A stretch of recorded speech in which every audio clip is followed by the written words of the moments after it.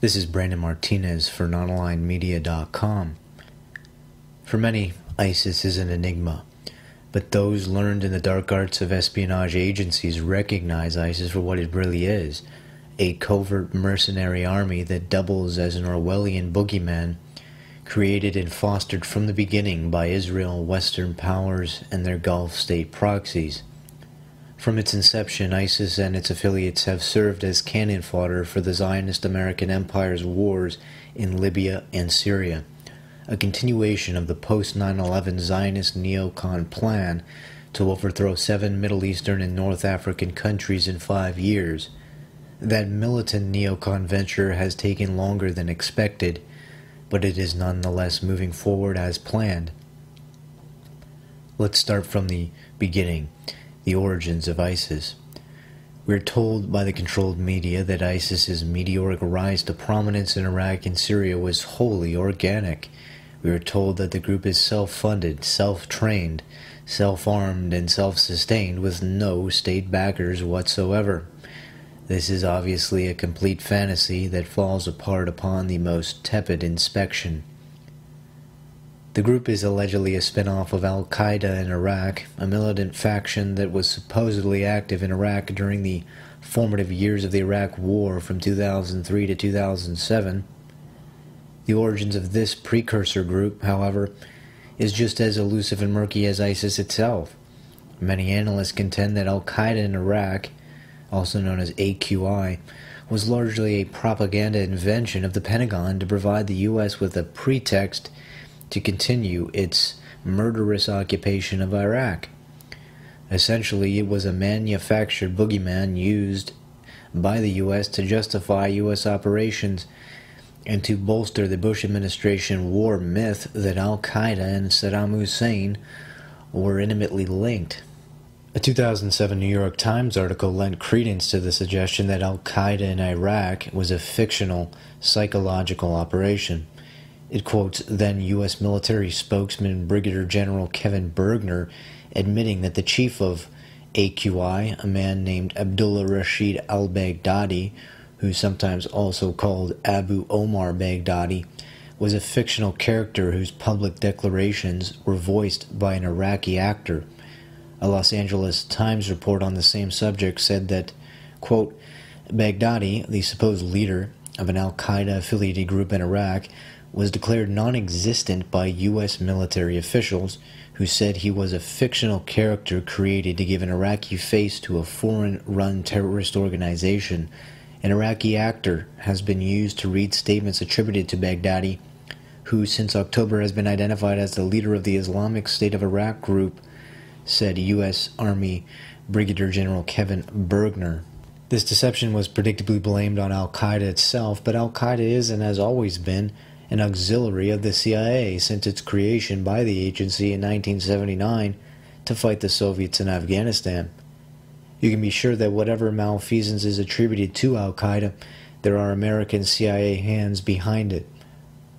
The LA Times article went on to say, quote, the military's claim that the head of AQI is a fictional character comes at a time of heightened pressure on the White House to justify keeping U.S. troops in Iraq. Critics of the Bush administration say the president has been trying to do so by linking bin Laden's al-Qaeda terrorist network to the conflict in Iraq, even though the organization had no substantial presence here until after the U.S.-led invasion of March 2003. The same people that attacked us on September 11th is the crowd that is now bombing people in Iraq, Bush said. End quote. So you can see that the claim of Al-Qaeda having a presence in Iraq was a propaganda invention of the U.S. government to justify the war in Iraq and to justify continued U.S. operations in Iraq. So it stands to reason that the group itself, whose leader was an actor, is nothing more than a propaganda tool of the U.S. government to rubber stamp its agenda in the region. There's no reason to believe that Al-Qaeda in Iraq actually existed in the form that the mainstream media claimed, but there is plenty of reason to believe that the group was a fictional psychological operation of the U.S. itself. ISIS follows the same historical pattern of intelligence deception. Even the mainstream media has admitted that the group was effectively cultivated in U.S. prison camps in Iraq, particularly Camp Bucca, where dozens of future ISIS kingpins were all incarcerated during the Iraq War and later released just in time for the regime change campaigns in Libya and Syria. Abu Bakr al-Baghdadi, the self-styled caliph and leader of ISIS, was a prominent go-between in Camp Bucca for the U.S. authorities, acting as a liaison between the guards and the prisoners. An interview with a top ISIS commander going by the assumed name Abu Ahmed was published in the Guardian newspaper in December of 2014. In it, Ahmed revealed that Camp Bucca was effectively the birthplace of ISIS, and he made some interesting remarks about al-Baghdadi himself. Ahmed told the Guardian's journalist Martin Chulov, quote, "We could never have all gotten together like this in Baghdad or anywhere else. It would have been impossibly dangerous. Here, in Camp Bucca, we were not only safe, but we were only a few hundred meters away from the entire leadership of Al-Qaeda." Speaking about al-Baghdadi, Ahmed said that the U.S. authorities in the camp saw him as a conciliatory and calming influence in an environment short on certainty and turned to him to help resolve conflicts among the inmates. Ahmed implied that Baghdadi seemed to have a way with his captors. He was very much respected by the U.S. Army, Ahmed said. He goes on, "If he wanted to visit people in another camp, he could, but we couldn't. And all the while, a new strategy, which he was leading, was rising under their noses, and that was to build the Islamic State. If there was no American prison in Iraq, there would be no Islamic State today. Bucca was a factory. It made us all. It built our ideology." Other mainstream media outlets confirm much of this.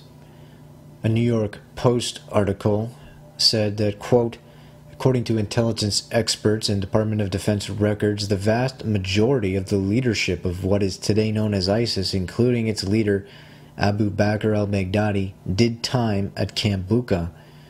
Not only did the U.S. feed, clothe, and house these jihadists, it also played a vital, if unwitting, role in facilitating their transformation into the most formidable terrorist force in modern history. By putting the worst of the worst together, the U.S. was essentially hosting a terrorist convention. Early in Bucca's existence, the most extreme inmates were congregated in Compound 6. There were not enough American guards to safely enter the compound, and in any event, the guards didn't speak Arabic, so the detainees were left alone to preach to one another and share deadly vocational advice. Adil Jassim Mohammed, a former detainee, described this to Al Jazeera. Extremists were free to educate the young detainees. I saw them giving courses using classroom boards on how to use explosives, weapons, and how to become suicide bombers. A Washington Post article reiterated much of this information and said that, quote, "Camp Bucca now represents an opening chapter in the history of the Islamic State. Many of its leaders, including al-Baghdadi, were incarcerated and probably met there. According to former prison commanders, analysts, and soldiers, Camp Bucca provided a unique setting for both prisoner radicalization and inmate collaboration and was formative in the development of today's most potent jihadist force." With mainstream media, we have to be careful to take it with a grain of salt. Many of these articles, while providing some legitimate information about the origins of ISIS, then pepper it with disinformation and misinformation. A common theme of these articles is that all of this chicanery going on in Camp Bucca with al-Baghdadi and the future leadership of ISIS was unintentional, was unforeseen, that the U.S. authorities had no idea what was going on right under their noses in their own prison, that al-Baghdadi simply tricked them into thinking he was not a danger and manipulated them for his own ends.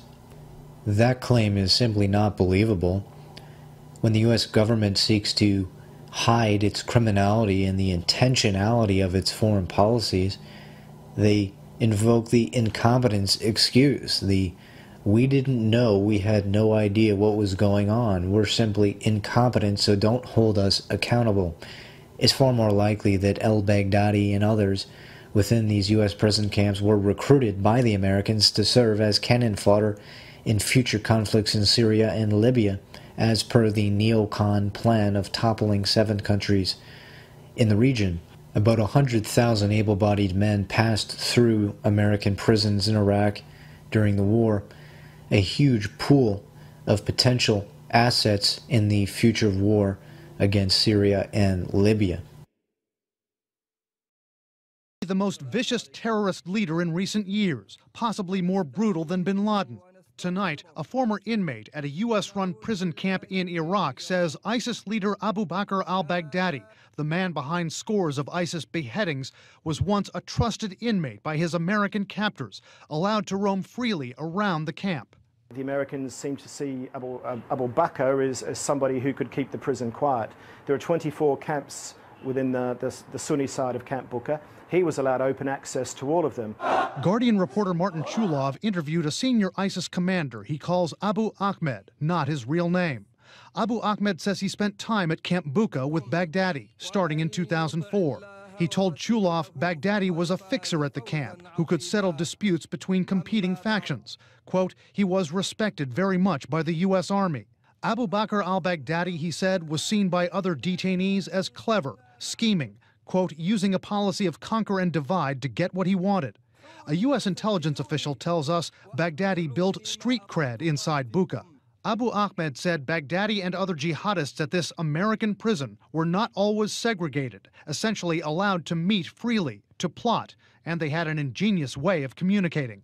Him and others were able to write their contact details on the white elastic of their boxer shorts, their prison-issued boxer shorts, and that was a way that they networked. And when they got out of prison, they had phone numbers, they had details of fathers, villagers, uncles, whatever. Abu Ahmed depicted Camp Bucca as the incubator of ISIS, saying it was a management school for ISIS leaders. Quote, if there was no American prison in Iraq, there would be no Islamic State now. Most of the senior leadership and probably a good portion of the mid-level management and foot soldiers came from Bucca because, you know, tens of thousands of people were held in Bucca over the years, and so just when they got out, they had little to do, and they had these established networks, and it's clear that they had done their homework in the prison.